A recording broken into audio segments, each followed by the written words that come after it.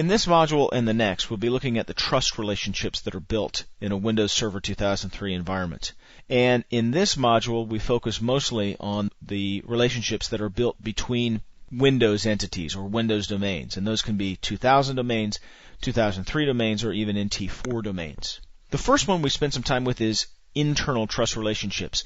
These are built as you build the Active Directory forest. As you link domains together to build a tree, or you link trees to make a forest, you automatically generate these internal trust relationships.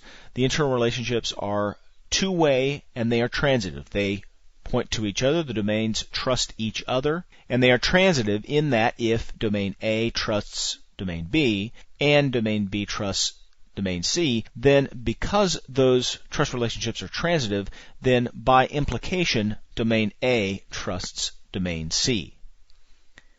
What is the purpose of these trust relationships? They serve essentially two functions. They facilitate cross-domain logon.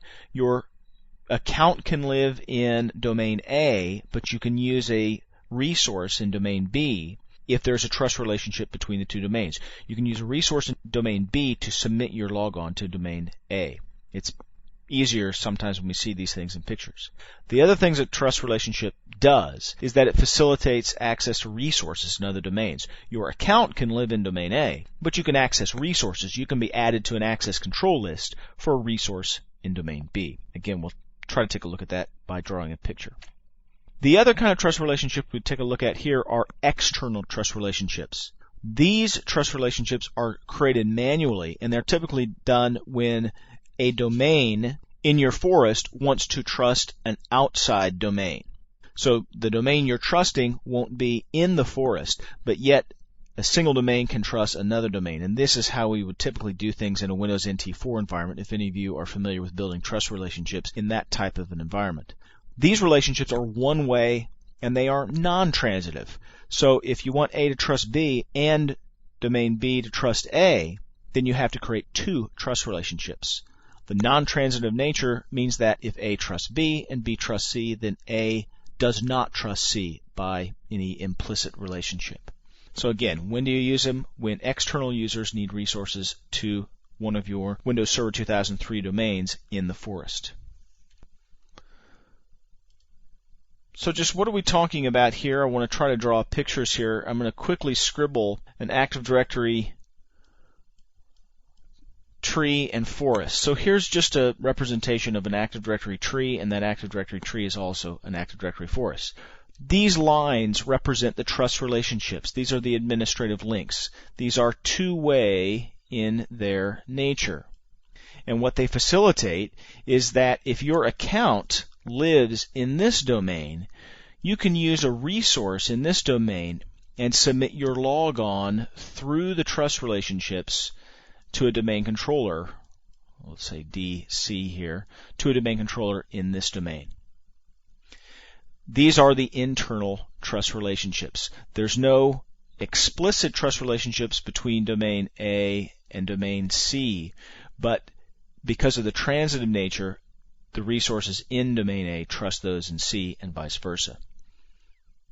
External trust relationships look something like this. If you've got some users over here that need access to resources, you set up an external trust relationship that says that these resources trust these users. Domain C trusts domain X, for example.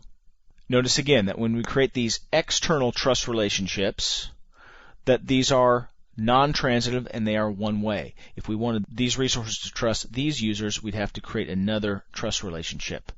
Also, we haven't said anything about a relationship between domain A and domain X. We've just been specific from C to X. Now, the tool that you use to create these trust relationships, these external trust relationships, when necessary, is Active Directory Domains and Trusts. Administrative Tools, Active Directory Domains and Trusts. Notice that as we build a tree, the trust relationships are built in automatically. So research.beanlink.org is a child domain of beanlink.org that exists in this type of a relationship here. We do not have to construct this trust relationship. If we need to construct this trust relationship then we use this tool. We select the domain that is going to be where we're going to set up the trust. Right-click and choose Properties. And now beanlake.org Properties, there is a Trusts tab where you configure these trusts. Again, notice, these are the built-in trust relationships. These are the ones that we have automatically generated by building our Active Directory Enterprise. We start to create a new trust by clicking on New Trust, launches the New Trust wizard, and it helps you do these things. This Windows domain in this forest or in another forest, trust NT4 domains, or even a Kerberos v5 Realm Trust. We'll talk about that in the next module. Trust name, you can give the name a trust, test trust, the appropriate type, trust with a Windows domain. The specified domain that we've named is test. So back here we would want to enter the DNS name of the domain that we are trusting. So if our domain that we want to trust is domain X, then we put domain X in this name portion right here. That's really as simple as it is. Now, I don't have another domain set up in this test environment to trust, but this is how this is done. So we just specify through this wizard what domains we want to create external trusts to.